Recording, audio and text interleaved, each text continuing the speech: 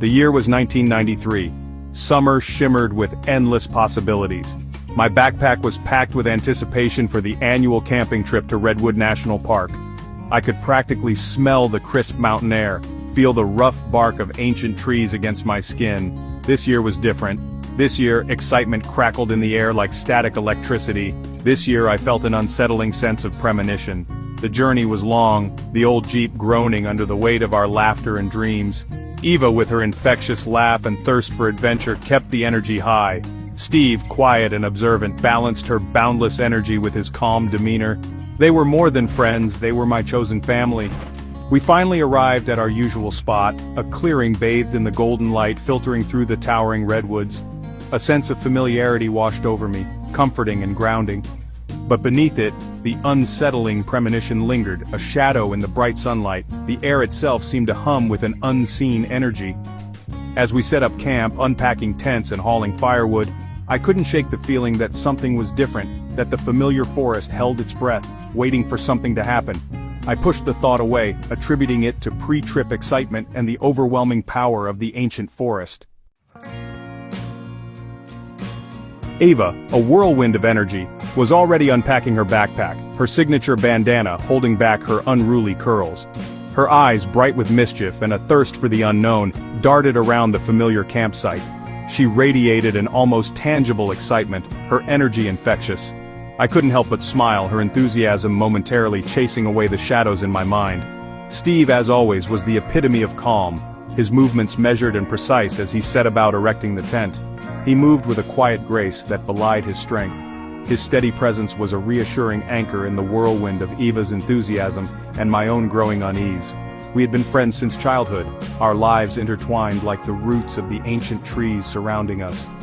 Sharing stories and jokes, we fell into a comfortable rhythm, the years melting away as we became kids again, free from the weight of responsibility and expectations.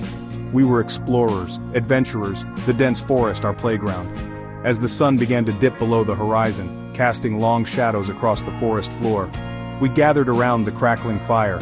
The flames painted our faces in flickering orange light, the warmth a comforting contrast to the growing chill in the air. Our laughter echoed through the silent trees, momentarily dispelling the strange tension that had settled over me. The next day dawned bright and clear, the sky painted in hues of orange and pink as the sun began its ascent. The air was alive with the scent of pine needles and damp earth, a refreshing reminder of nature's raw beauty. Eva, ever the adventurer, suggested a hike to the hidden swimming hole we had discovered on a previous trip. Her enthusiasm was infectious, and soon we were all geared up and ready to go. It was a place of breathtaking beauty, a crystal-clear pool fed by a cascading waterfall, hidden deep within the heart of the forest. The memory of its serene waters had stayed with us, calling us back. We followed a barely there path, sunlight filtering through the dense canopy above, casting dappled shadows on the forest floor. The trail was narrow and winding, but the promise of the swimming hole kept us moving forward. The air grew cooler, the scent of damp earth stronger as we neared our destination. The forest seemed to close in around us, the trees standing tall and silent like ancient guardians. As we rounded a bend in the trail, the sound of rushing water reached our ears, growing louder with each step. It was a comforting sound, a promise of the refreshing dip that awaited us. The swimming hole was just as breathtaking as I remembered. The water shimmered invitingly, an oasis of calm in the midst of the forest's wild embrace. The water shimmered, an impossible shade of turquoise, reflecting the clear blue sky above. It was a scene straight out of a dream, too perfect to be real. Without hesitation, Eva stripped down to her swimsuit and launched herself into the water. Her laughter echoed through the trees, a sound of pure joy and freedom. "Last one in's a rotten egg!" she yelled, her voice echoing off the surrounding rock walls. It was a challenge none of us could resist. I hesitated for a moment, a strange sense of foreboding washing over me. It was as if the forest itself was whispering a warning, urging me to stay back. I couldn't shake the feeling that something was wrong, that the idyllic scene before me was merely a facade, a thin veil concealing something dark and unknown. The beauty of the place seemed almost too perfect, too pristine. I glanced at Steve, but he seemed unfazed, already stripping off his shirt. His carefree attitude was reassuring, and I tried to push my unease aside. Shaking off my unease, I took a deep breath and followed Eva into the cool water. The moment my body hit the surface, a rush of cold enveloped me. invigorating and shocking all at once. The shock of the cold water took my breath away. It was a stark contrast to the warmth of the sun above, a jolt to my senses. I surfaced, gasping for air, my vision momentarily blurred. The world around me seemed to waver, the edges of reality blurring like a watercolor painting left out in the rain. As I wiped the water from my eyes, a sharp pain exploded in my head, sending shockwaves of agony through my skull. It was as if 1,000 needles had been driven into my brain. I cried out, the sound swallowed by the roar of the waterfall. My vision darkened, the pain overwhelming every other sensation. The world spun, the idyllic scene before me dissolving into a dizzying kaleidoscope of colors and shapes. Then, everything went black. The last thing I heard was the distant echo of Eva's laughter, now sounding strangely distorted and far away. When I regained consciousness, the first thing that registered was the smell. It was a jarring assault on my senses, a stark contrast to the serene environment I had been in before. Gone was the clean, crisp scent of pine and damp earth, the kind that fills your lungs with a sense of peace and tranquility. In its place was the stagnant odor of chlorine and mildew, a smell that brought with it a sense of decay and neglect. I opened my eyes, expecting to see the familiar rock walls and cascading waterfall that had always been my sanctuary. Instead, I was met with the sight of peeling paint and cracked concrete, a scene that felt utterly foreign and unsettling. Panic surged through me, cold and sharp, as I realized I was no longer in the familiar embrace of the forest. My heart raced, and my breath came in short, ragged gasps. I sat up, my head throbbing in time with my pulse, and looked around frantically, trying to make sense of my surroundings. Gone was the crystal-clear water of the swimming hole, the place where I had spent countless hours swimming and relaxing.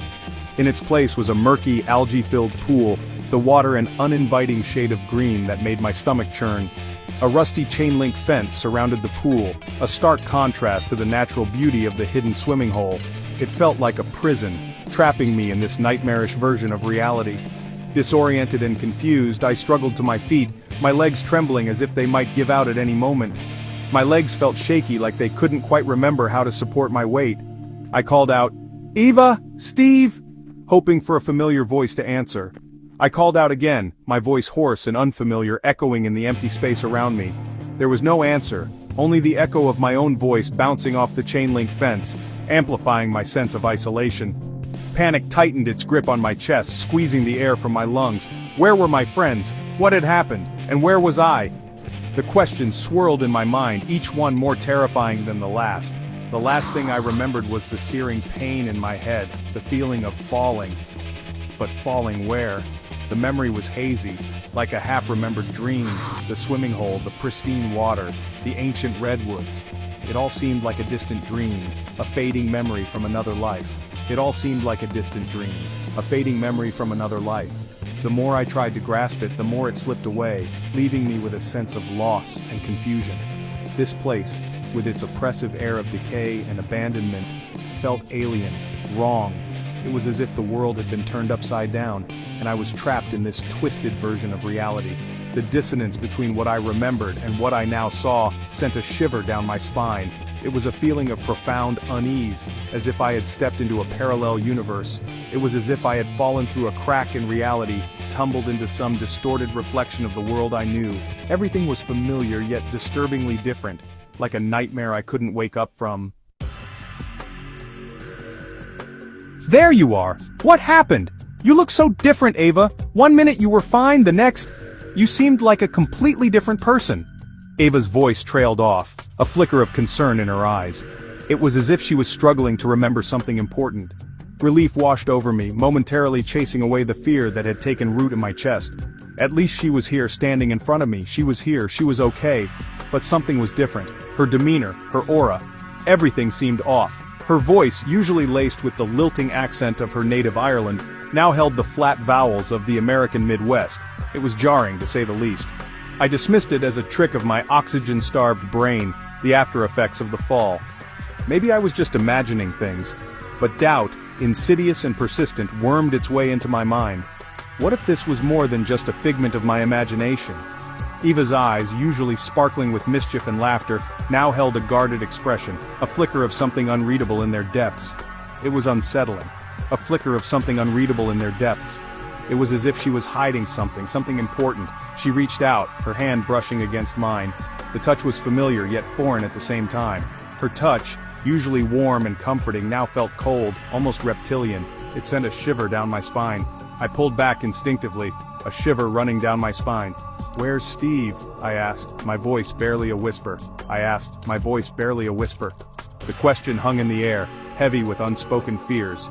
Eva's brow furrowed, her gaze sliding away from mine. "Steve? Who's Steve? Are you feeling all right? Steve? Who's Steve? Are you feeling all right?" Her words struck me like a physical blow. How could she not remember Steve? Her words struck me like a physical blow. How could she not remember Steve? He was our best friend, a constant presence in our lives. How could she not remember Steve? He was our best friend, a constant presence in our lives. I tried to speak, to explain, but the words caught in my throat. He was our best friend, a constant presence in our lives. I tried to speak, to explain, but the words caught in my throat. The world around me swam, the oppressive atmosphere of the abandoned pool pressing down on me like a physical weight. I tried to speak, to explain, but the words caught in my throat. The world around me swam, the oppressive atmosphere of the abandoned pool pressing down on me like a physical weight. The world around me swam, the oppressive atmosphere of the abandoned pool pressing down on me like a physical weight. Fear, cold and sharp, clawed its way up my throat, choking back my words. Something was terribly wrong. Fear, cold and sharp, clawed its way up my throat, choking back my words. Something was terribly wrong, and for the first time, a terrifying thought took root in my mind, What if this wasn't just a figment of my imagination? What if this wasn't just a figment of my imagination? What if this was real? What if this was real? The thought was too terrifying to fully comprehend, but I couldn't shake it off. Something had changed, and I needed to find out what.